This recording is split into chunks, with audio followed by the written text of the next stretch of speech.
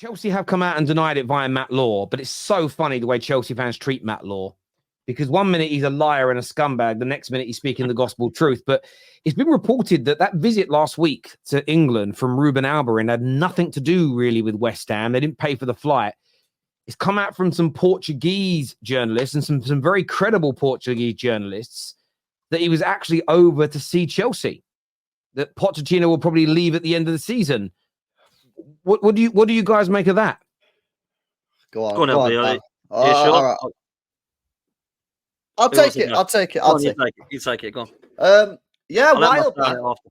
This is an insane situation. You know what I mean? He's been linked with everyone at the moment. This guy, I'm surprised he's not been linked with a City job. You know what I mean? He's getting linked with every single team around. I don't know what his agent's doing, but listen, my thoughts on Poch. I think the guy's a fraud. I do not rate him as a manager whatsoever. Having said that, got his team to one final and a semi-final, and actually, if they manage to finish maybe in the top 7, that's maybe considered like the bare minimum. Now, I think it's the bare minimum. Chelsea, with the players and the money that they've spent, should be, for me, challenging for top 4. I don't buy the notion that they've got no good players at all. I think that some of them are overhyped. But will they get rid of Pochettino in the summer? I mean, would I get rid of Pochettino for Amorim? I mean, maybe. Maybe I would, because I don't rate Pochettino in the slightest, lads. Yeah, and I've had this debate with so many people. I just don't, you actually look at his record. His record's poor. I say this, might be controversial. I think he underperformed at Spurs, which is kind of crazy. People say, what? No way. You actually look at the team he had at Spurs. Look at the team they had on paper. What did he win? He won nothing. Nothing. And don't talk to me about he got into the final. I don't care. What did he actually win? Nothing. He had a very, very good team, an unreal team. And he didn't win even a Carabao Cup. Didn't do very well when he was at PSG. And let's be honest, this year has failed to really get to grips with this Chelsea side. However, even though I have my personal feelings towards him, if he manages to maybe finish in the top 7, maybe it's worth giving him another year. You know what I mean? But listen, if this is true, because obviously this is just a rumor at the moment, isn't it, Terry? It's not been confirmed by anyone. Well, I mean, in fairness, this is the thing. Matt Law's come out pretty quickly and turned it down. There's actually a community note now on Pedro's Twitter, and they're saying the user is doing engagement farming by creating fake scenarios and presenting them as fact. I find that an interesting community note. It then goes on to state from different sources that there's different information, but this guy's not really tweeting any differently to I've seen a lot of the international journalists tweet. Yeah, I'd say. So, and Pedro, listen, I don't know Pedro personally. They say he's engagement farming. He's not even blue ticked, so he doesn't pay for it, which means he makes no money out of it. There's no article he's linking it into, so I don't quite get where that community note is kind of coming from.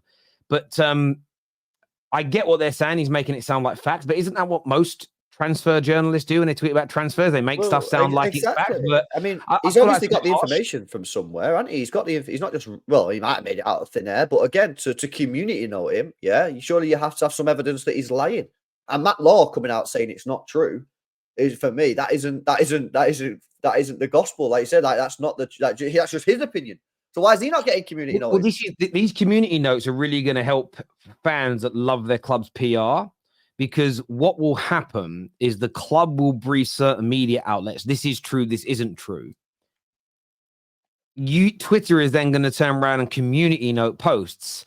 But we all know that it doesn't work that way. I remember when the Portuguese press broke the news, including Pedro, that Liverpool were interested in Darwin Núñez.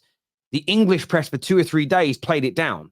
So theoretically, they would have all got community noted saying this is engagement farming, creating a fake scenario and presenting it as facts. Just for 2 days later, the official bid to go in and for the here we goes to start. And I think that the one thing I would say is this: I'm not backing Pedro's word 100% because I don't have the information personally. But this isn't the first time that Amorim has been has been linked to Chelsea. It's very common for teams to start talking to new managers early, but to publicly say that we back our guy. That's why I think the instant rejection of this story is a little bit in the way they've done it, I feel it's a little bit sort of harsh, if I'm being honest with you. I'm not saying I believe it 100%, but Pochettino's neck is definitely on the line. It was very widely reported just a few days ago by all the Chelsea sources that his job isn't secure anymore. So Chelsea then meeting with potential new managers. Why would that be such a mad take? In my opinion, I don't know. Also, I'll just put out before Dan comes in. Someone's paid for it. Someone's arranged for him to have flown to London, mate. Do you get me? So unless West Ham come out and say, yeah, sorry, lads, it was us. It wasn't Chelsea. Lay off Chelsea, it was us, which they've not done yet. Then the discussion is there to be had. Unless you've got the receipts of who paid for this flight, then we will have the conversation. And like you say, at the end of the day, if Pochettino is at risk of being sacked, then it's very reasonable and it's very possible that it was them. And this is exactly it. Mo here gets this right. Matt Law and Ben Jacobs, I know very well personally, met with him in person a number of times, both said Graham Potter was being backed and will not be sacked. 24 hours later, Chelsea club announcement. So some journalists that day said that he is on the verge of being sacked. Based on the way these community notes are now being put out, that journalist that was right would have got community noted. That's their credibility.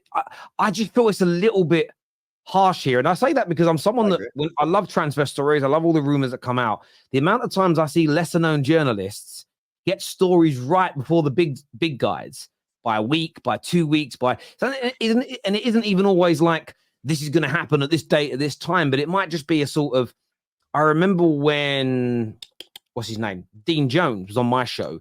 And I said, any interesting rumors that might come up in the next few days, weeks? He went, keep an eye out for like Lukaku and Chelsea. He could be returning.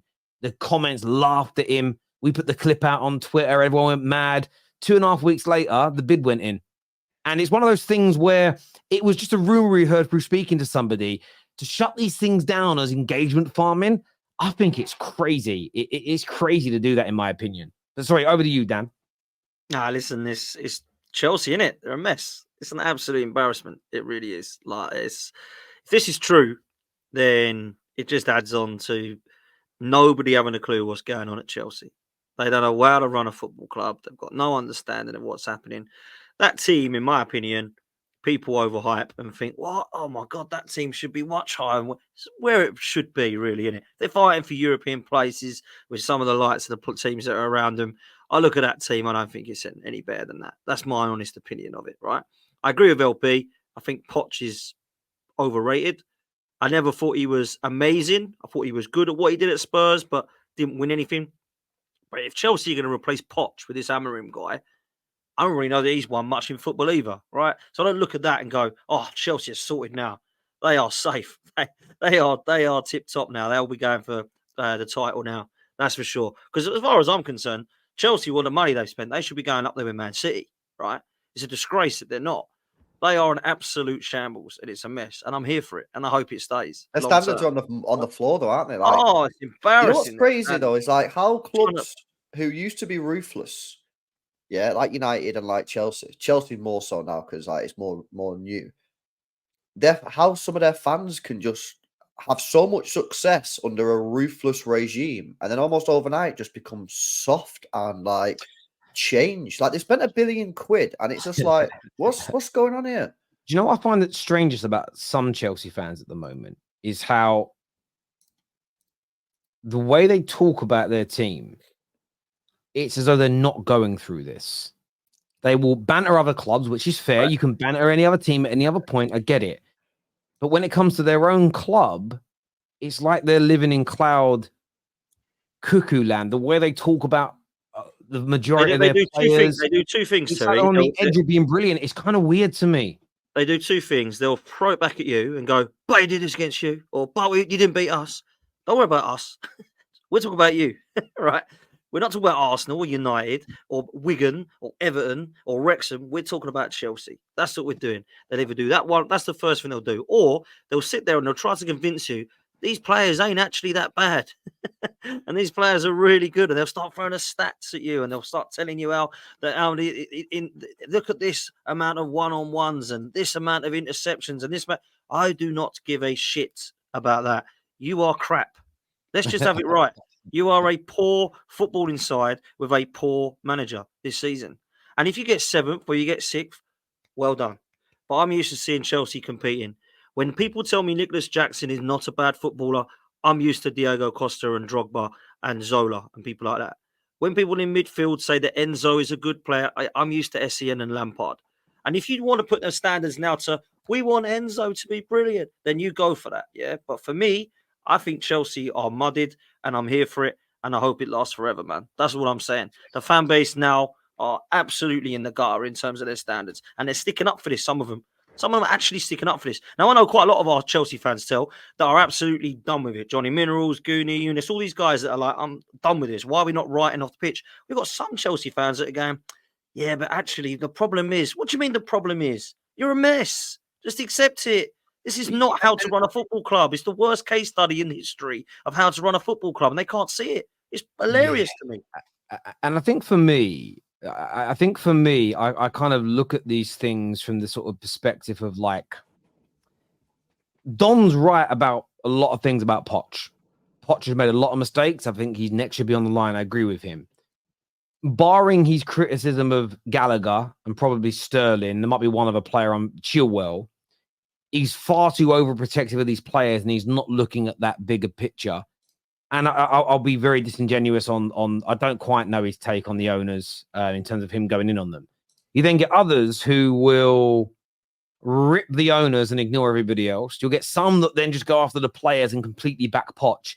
And I look at it, and it's just a case of, at some point, though, you're all backing one element of this when there's problems everywhere. And I went through this with Man United fans, where I would say that just sacking the manager alone doesn't fix us. And by the way, I wouldn't be advocating for the end of Ten Hag if we weren't making all these changes behind the scenes.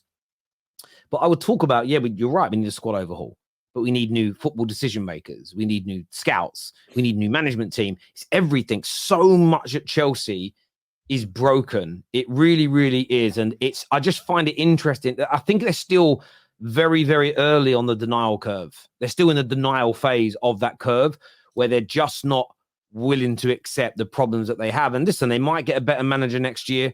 There's talks this summer that they're going to sign lots of players again and really sort of get rid of this under-25s policy and improve the squad. And if they do, they could get better and get better quickly. But they can't keep operating in the way in which they are. So much needs to change. It really, really does.